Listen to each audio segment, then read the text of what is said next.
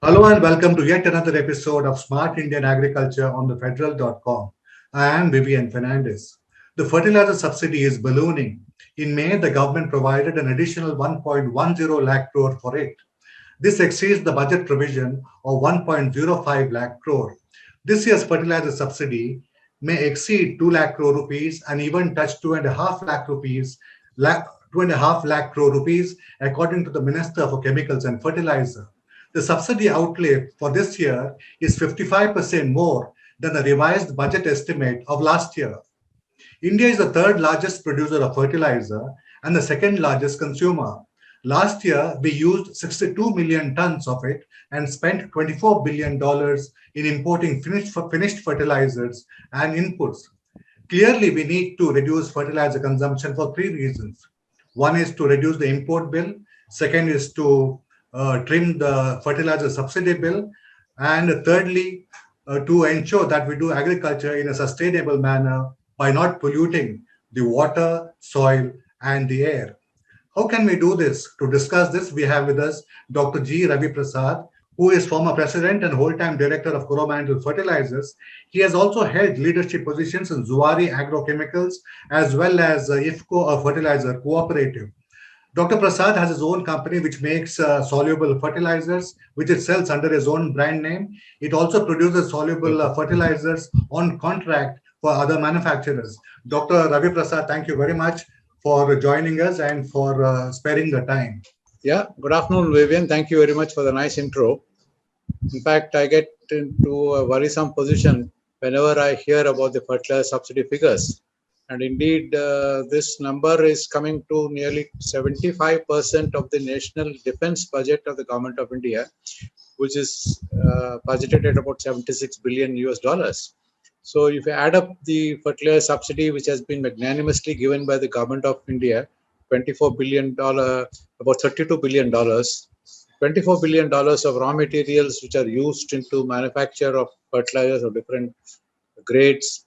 You talk about urea, you talk about DAP, you talk about potash, etc., etc. Together, it wraps up to approximately $56 billion. Yeah, And so it is a huge amount. In 2021-22, India imported nearly 19 million tons of fertilizer and produced nearly 43 million tons of fertilizer. So, do you think that at 62 million tons, fertilizer use in this country has peaked? see, today, if you look at the constitution of the composition of these numbers, approximately 35 million tons is going in the account of urea. Approximately 20 million tons goes to the account of phosphatics, that is DAP and complexes. That's about 55 million tons. And 5 million tons is of superphosphate, 60 million tons, and about 3 million tons of potash. Whatever is a redeeming number I have with me is superphosphate has been growing steadily but surely from 3.5 million tons to 5.6 million tons last year. No, sir. Without going into the disaggregated figures, what I'm asking you is, has fertilizer use peaked at this number, 62 million tons, or do you think that because we have a growing population which has to be fed, our fertilizer use is going to increase? There's a lot of wastage. In fact, I would be very comfortable if this is capped at 62 million metric tons and the government doesn't allow it to grow further, like what China did it in 2020. They capped their entire fertilizer use and said, this is all you get. Now, So you are saying that even with 62 million tons, we can feed a growing population with better use efficiency. absolutely. See, we produce 315 million metric tons of food grains, 110 million metric tons of rice, 115 million metric tons of wheat, about 35 million metric tons of pulses, and the rest is coarse grain. Now, we are in a position today to export rice, wheat, and some coarse grains to our neighbors and also to Europe. So, do we need more food grains than 350 million tons? I don't think so. It is the Mhm. distribution of these food grains which has to go to the right man, the right time, the right place. Then everybody has got a square meal. And therefore, I think India's necessity to grow further food for its own consumption does not arise. Now, if Okay, so India you are wants to saying become, that yeah, we are producing more wheat and rice than we need, and these are the crops that consume a lot of fertilizers. If we absolutely. reduce the production of these cereals and shift our cropping patterns, then it will be possible for us to manage within the current fertilizer consumption of 62 million tons. There will be a drop also, Vivian. In fact, what happens is the moment you reserve wheat, DAP for wheat and rice and don't allow it to be used for mustard or you want to use for pepper or let us say black gram, then your consumption of DAP is restricted to 1 million, 10 million tons or even lesser than 10 million tons. And you produce 4 million tons and you are able to import 5 million tons, even lower. But the moment you give it as a freebies to everybody, then people who don't require such a high nutrient, what you call fertilizer for rice and other than rice and wheat, they start applying it. Same case with urea. Yeah. So you mentioned about freebies. Now urea is sold for 268 rupees a bag of 45 kgs, which comes to about 6 rupees per kg. And landed cost, including freight on the eastern coast, is 2,500 Lakh. rupees for that bag of 45 kgs. Correct. So do you think that we can reduce urea use by pricing it appropriately, by pricing it better? See, there is nearly 25 to 30% or even 40% wastage of urea because, as you know very well, urea when you apply to soil goes down to the subsurface water, gets volatilized into the atmosphere, and gets also nitrified. So, if we are able to fix these three problems by coating it with urease enzyme or nitrification inhibitor enzymes, which cost you $30 American per a ton of coating, and offer it to the farmer, then your usage will come down by 20%. When the usage comes down to 20% on 35 million metric tons, 7 million tons goes out of the window. 7 million tons of urea at the current price of 717 US dollars per metric ton comes to a reduction of $5 billion. And $5 billion is $5 billion saved. And government can always say, look, I didn't increase the price. I gave you a more efficient product, but you have to pay a little more for that, like what these guys were paying for neem coated urea. Government said, I'm going to coat urea with neem oil and giving it to you. You got to pay me $280, 80 rupees extra per ton of coating. Same thing can happen for urease coating, nitrification inhibitor coating, and the farmer at the end of the day is happy. The environmentalist is very happy because nothing is going into the atmosphere. And you should promote bottles of nano nitrogen, which is now introduced by IFCO at 500 ml per acre per spray, which will be able to give you 4% of nitrogen at the right time. Mhm. So I come to each of these aspects that you spoke about. First of all, you spoke about urease enzyme as well as nitrification inhibitors. Can you tell us what are the functions of these two chemicals are? Fundamentally, these are coating agents which are introduced all over the world by companies like BASF, then Coke, and Eurochem, etc.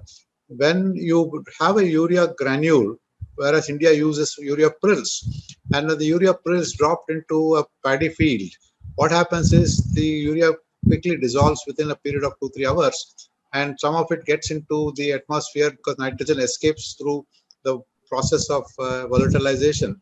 Something goes into the atmosphere, something goes into the soil water, something gets fixed up. So your efficiency is not more than 30 to 40% of the urea applied. 70% or 60%, whichever number you would like to take, 30 to 40%, gets wasted away, and it pollutes the subsurface water, pollutes the atmosphere. Thereafter, the farmer does not look at these aspects. He says, look, I got a bag of urea, cheap. Let me go and put it in the field. Let me see that the crops become green, and then I have done my job. But Mhm. So to interrupt you, sir, what you are saying is that, see, we are selling urea at 1/9 of the cost of the landed cost. Instead of correct, selling it for 2,500 rupees, we are selling it at 268 rupees for correct, 45 kgs. Number one. correct, And urea is 57% of our fertilizer consumption. And you are saying that this urea, which we consume so copiously, out of that, not more than 40% is used by the plant, and about correct, 60% is wasted. So that's a huge correct. wastage, which is environmentally unsustainable as well as which is fiscally unsustainable. See, And that 21. is why you are saying that we must use these coatings to increase the nitrogen use efficiency. Correct. Fundamentally, out of 35 million metric tons, a 40% is used by the farmer, which is fertilizer use efficiency. It comes to 14 million tons. And 21 million metric tons, 35 minus 14, 21 million tons gets wasted away in various forms. So it's almost two-thirds gets wasted away, one-third gets used. And end of the day, the farmer is not very happy because his plots of land are full of pests. The government is not very happy because there's a lot of what you call subsidy going waste. The soils are not very happy because they are getting into the wrong side of the nitrification, and poisoning of the soils. And so it's not a win-win situation for anybody. In fact, but aren't we all, already doing the coating? Because no, we are using neem oil to coat urea, which I think does the same function as urease or nitrification inhibitors. no. What happens is neem oil contains azadirachtin. Azadirachtin has got a capability to what you call sort of around the root zone or wherever the urea drop prill falls. It sterilizes that place. It doesn't allow the life of urea to be extended. It sterilizes the area. So therefore, what happens? The acting bacteria, microorganisms, take a longer time to break down that urea prill. Whereas urease enzyme or nitrification inhibitors are chemically what you call chemical compounds which prevent the what you call denitrification of urea, or even urease enzyme will prevent the urea to get fixed as nitrate product in the soil. Therefore, the life of the prill in releasing nitrogen slowly but steadily makes the crop greener for a longer period of time. So the number of applications of urea come down substantially, and even if there is it's improved a 20% saving on the total consumption of urea because of this. These are products which extend the life of urea. You are saving 7 million tons out of 35 million tons. 7 million tons is not a small amount, 70 lakh tons. That is And right. your crops get what you call the use efficiency. Your soils are protected, and the government is also happy that they don't have to spend. The pricing of urea has always been a very politically sensitive issue. Just a minute. So what is the practice the world over? Because according to the Fertilizer Association of India, India's nitrogen use efficiency is about 40%, whereas the global average is said to be 50% plus. Now, how have the European Union and China done it? See, if you look at the urea nitrogen consumption world over, Europe uses urea ammonium nitrate. The form of urea nitrogen will get is urea ammonium nitrate. Americas use anhydrous ammonia. Ammonia is directly injected to the soil. But that is because, but that's because those are temperate climates. Yes, I suppose. yes. When it comes to China, they used to use a product called ammonium bicarbonate, which used to give them nitrogen. But when it came to India, we took up urea as one of our principal suppliers of nitrogen. So therefore, when you see the fertilizer use efficiency of nitrogen across the world, India's nitrogen use efficiency is the lowest, whereas the best comes from US, the next followed by ammonium nitrate or urea ammonium nitrate from Europe, and third is China. It's time that our what you call political strategists are able to understand this, and they are willing to bring in these compounds which have been now introduced in Europe and in Germany. Germany does not allow uncoated urea to be used beyond 2020. So if you are trying to sell urea which is not coated with urease enzyme or nitrification inhibitor enzyme, Germany does not allow you to bring in the bag of urea into the country. So is Europe. So have you brought this to the notice of the government? No, I have not brought it to the notice of the government. In fact, I have been writing articles. I have been also discoursing in one of the think tanks. But the priorities of the government, I think, are at this point of time to make available fertilizers. That is the priority of the government of India. So when the make available process sets in, then price hikes tend to happen. The seller is always in a position of strength to offer you a price which you cannot refuse. So you also mentioned about IFCO developing liquid nano fertilizer, nano urea. Now, how does it compare with the urea prills that are currently used? Is it more efficient? And you also apply it to the leaves, and I don't think you apply it to the roots. Yeah, does it is the absorption much better with the liquid urea? You should just give me a couple of minutes. See, in the world and in Israel, which gets the lowest rainfall in the world, they use a product called water-soluble fertilizers: potassium nitrate, calcium nitrate, monopotassium phosphate, ammonium phosphate, MAP, etc. Now, these are products which give phosphorus, what you call, they give you sulfur, they give you nitrogen and potassium. And these are dissolved in water where and dropped at the root base, called fertigation, through the drippers. When they are mixed in water and sprayed at about 2.5 grams per liter of water, their efficiency is as high as 90%. The same route has been followed for bringing out nitrogen in the form of a liquid, which is now called as nano nitrogen or nano urea. A 500 ml bottle is sold to a farmer at 220 rupees. There's no subsidy on that. So when you apply this bottle of nano nitrogen to the leaf of the crop, whether it can be broadleaf weeds or even narrowleaf weeds, then it is applied at about 4 ml per liter of water. 125 liters of water is used to spray the crop. And since it falls on the leaf, the absorption capability of the leaf is very high when compared to what you apply to the root. Therefore, last 1 year experiments across the country, sales across the country have shown that nano nitrogen can be brought in into the second, third, fourth sprayings of urea, whereas for basal application, unfortunately, at this point of time, nano nitrogen is not still recommended. People are working also on nano DAP, which should be trialed and brought out into the market very soon. Mhm. So let's now shift focus. Instead of growing cereals, which we produce in excess like rice and wheat, is it possible for us to change our crop patterns and produce more of the things that we need? And these things also, incidentally, are low in the use of nitrogen. For example, legumes, oil seeds, and pulses, they take nitrogen from the atmosphere and produce their own nitrogen.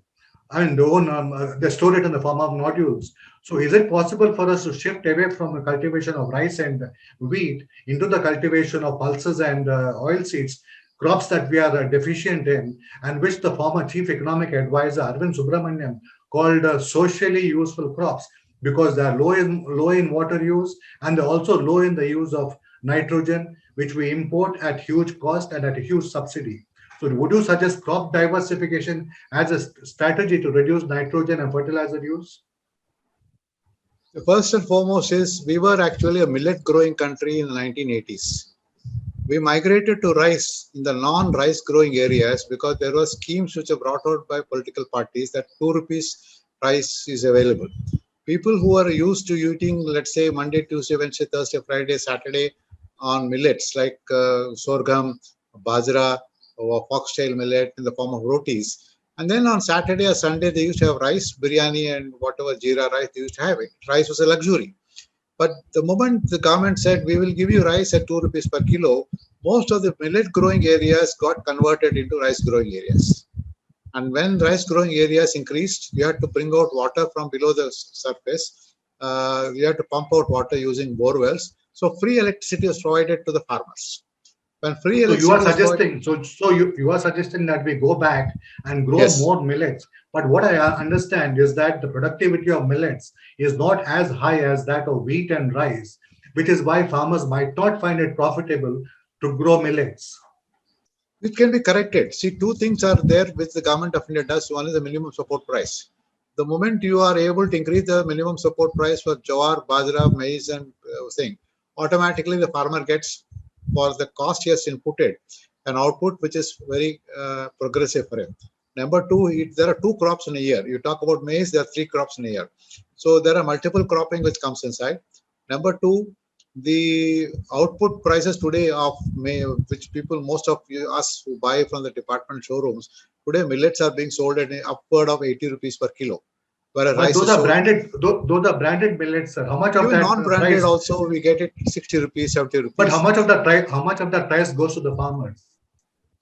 I have I don't have a ready answer to it, but the moment your input cost also for growing millets, rice, maize, etc., which also find position into poultry feed, cattle feed, and those areas, the demand for these products is very, very high when compared to what today we are seeing.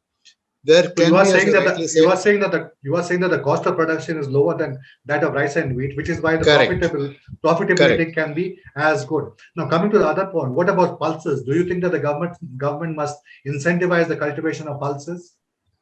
See, we were a big pulse importing country till 2019.